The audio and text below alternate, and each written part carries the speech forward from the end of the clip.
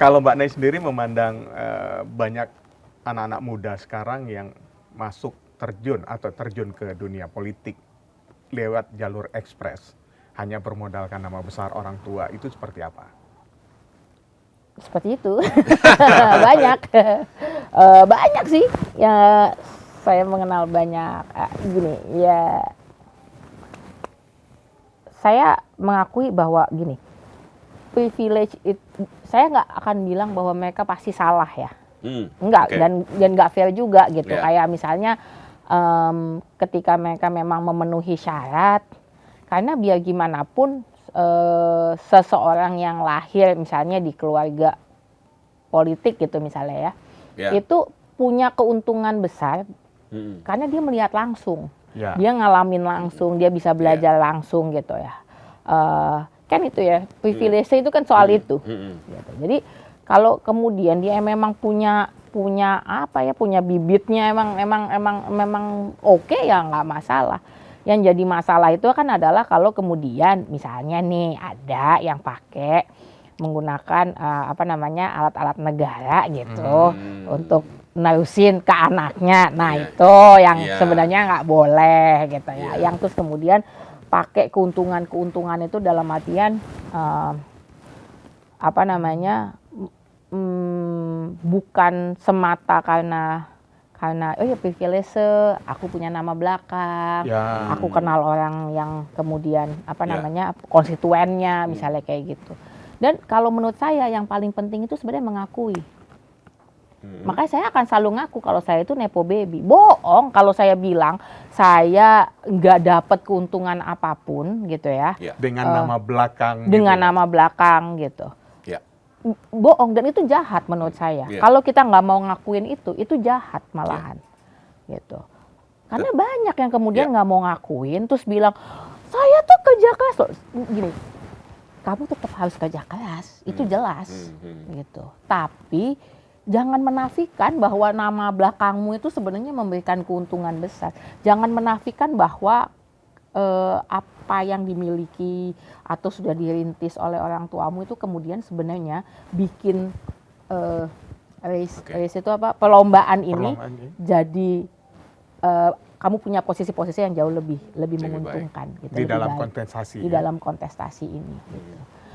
Jangan misalnya kemudian anak pejabat misalnya nih dalam konteks kemarin deh waktu pandemi COVID gitu, ada seorang anak presiden juga yang kemudian misalnya dengan tenangnya bilang, oh nakes, dukamu adalah dukaku. Enggak. Okay. No, they don't. No, you don't. Okay. Karena posisinya jauh beda. Okay. Kita ada dalam badai yang sama, iya. Tapi jangan bilang orang yang pakai kapal pesiar sama orang yang pakai rakit terus kemudian sama. Enggak. Okay. Dan nepo baby penting buat kalian untuk tahu, untuk sadar, untuk mengakui bahwa iya saya ada di kapal pesiar nih, iya tetangga saya pakai rakit nih, iya tetangga saya cuma pakai sampan, iya orang-orang yang di Indonesia bagian barat misalnya nggak ada mesinnya karena nggak ada BBM-nya, perahunya nggak bisa jalan. Penting buat untuk menyadari itu, karena kalau kita nggak menyadari bahwa kita punya privilege, ya kita kemudian menafikan yang lain juga gitu.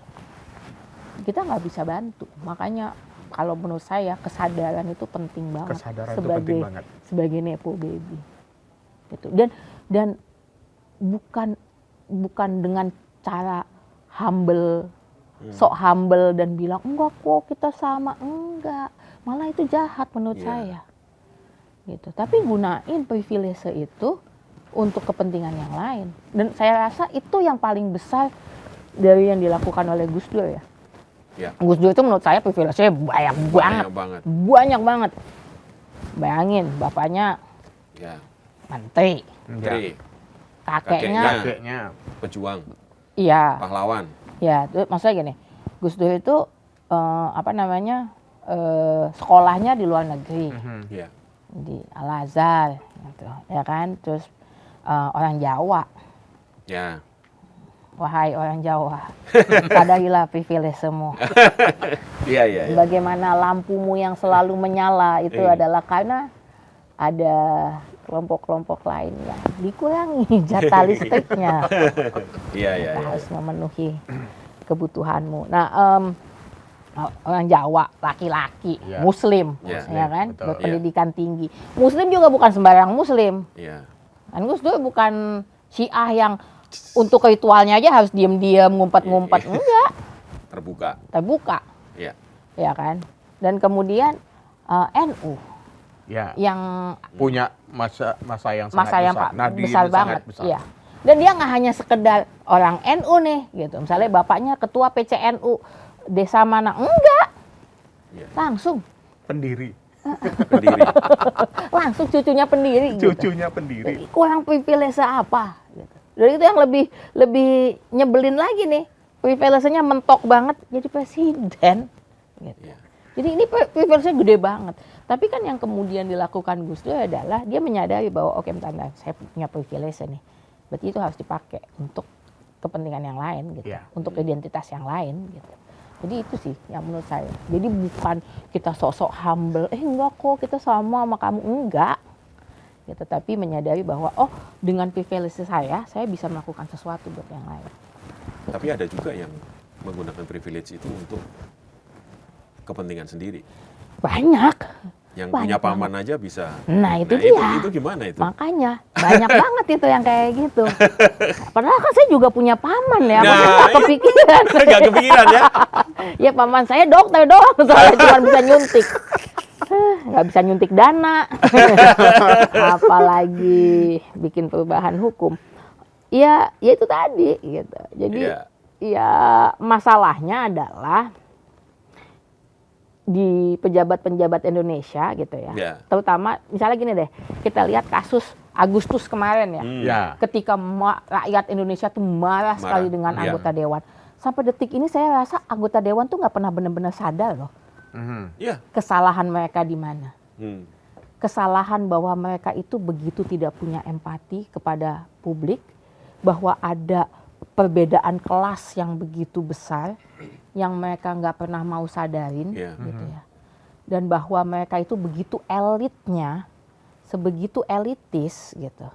Mereka nggak pernah benar-benar tahu kebutuhan rakyat itu apa, Iya. nggak pernah bicara sama mereka, dan kemudian sibuk dengan Dirinya dunianya mereka sendiri, Iya. dirinya mereka sendiri, kebutuhannya mereka sendiri gitu ya. Sibuk joget-joget tanpa Iya. benar-benar menyadari bahwa itu kemudian adalah sesuatu yang makin kayak gini. Kalau buat saya tuh kayak lagunya Meggy Z, udah tahu luka di dalam diriku, malah kau siram dengan air garam. Iya, iya, iya. Itu loh, maksudnya mereka joget-joget gitu, atau kemudian misalnya pemberian gelar pada orang yang tidak tepat, pada tokoh yang jelas-jelas sudah nyakitin rakyat Indonesia gitu ya. Iya. Itu kan kayak nyiram air garam gitu Betul. ke para korban, ke orang-orang yang sama ini diinjak-injak. Nah ini para elit ini nggak sadar bahwa ada gap yang begitu besar gitu ya. Dan problemnya adalah kemudian mereka melanggengkan point of view itu kepada anak-anaknya yang kemudian menurunkan nggak hanya jabatannya tadi gitu, Iya. karena mereka punya privilege Oke, itu, Oke. tapi juga point of view tadi. POV-nya maksud- diturunkan ya point of view-nya diturunkan kepada penerusnya. kepada penulisnya. Oke. Gitu. artinya dengan gaya-gaya yang dilakukan oleh pejabat kita, oleh wakil rakyat kita yang di Senayan ini masih relevan dong dengan apa yang disampaikan Gus Dur seperti taman kanak-kanak. Enggak lah, Hmm. jangan gitulah. Apa sih salahnya anak taman kanak-kanak itu kok sampai disamain kayak mereka? Udah disuruh makan MBG, terus masih juga dianggap kayak mereka. Enggak lah, Oh, beda ya? beda. Beda. Itu salah itu di situ. Jangan samakan Tap- anak TK. Tapi kalau melihat ini ya, ada yang berpikiran begini, masyarakat ini sebenarnya masih luka gitu. Iya, Lukanya itu belum sembuh. Kalaupun sekarang diem itu bukan berarti mereka bisa menerima apa yang dilakukan oleh elit sekarang gitu. Kalau melihat ini kan Mbak Inayah ini kan sering jalan-jalan nih ke kampus-kampus, ke anak-anak Gen Z yang Ketemu petani-petani. petani, Kemarin masyarakat saya habis langsung. ketemu petani-petani yang Ya. di Cianjur, Nah, yang tanahnya mau digusur karena Nah. untuk geothermal. Ya. nah itu kira-kira gimana Mbak? Biar disampaikanlah kepada para pembuat kebijakan ini, biar gimana nih caranya? Jadi 2 bulan lalu kami itu bikin pameran. Oke. Pameran ini namanya pameran Dialog Peradaban berdasarkan buku yang ditulis oleh Gus Dur dan seorang tokoh Jepang, seorang tokoh Buddhis Nichiren Jepang, namanya Daisaku Ikeda. Ya.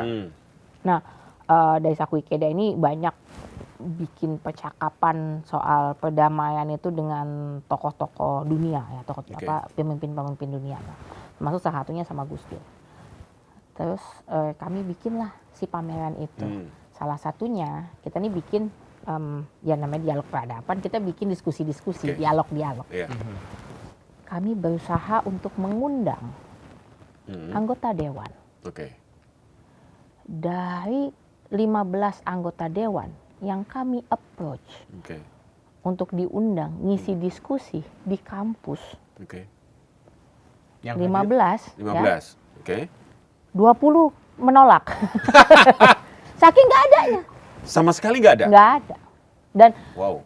satu akhirnya datang karena dan itu pun di dalam diskusinya beliau mengakui bahwa iya saya datang ke sini karena ada tokoh lain gitu ya datang.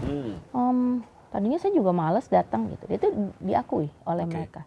Dan ketika kemudian ditanyakan hal yang tadi itu gitu, audiens itu nanya, gimana sih caranya kita bisa ngomong sama kalian? Oke. Kalian kok sulit banget diajak ngomong. Jadi jawabannya bukan hanya normatif, tapi jujur aja kelihatan banget di situ mereka bukan hanya defensif tapi juga ofensif gitu. Oke. Jadi offended dengan pertanyaan itu. Oh. Gitu. Dan seperti biasa kemudian akan menyalahkan publik yang Nah, nggak Tidak aktif memahami, untuk ya. ya.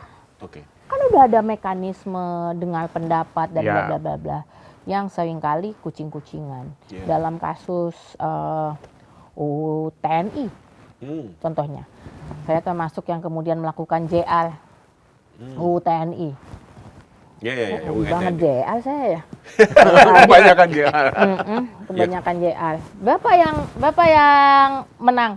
Nggak ada ya, kalah melulu.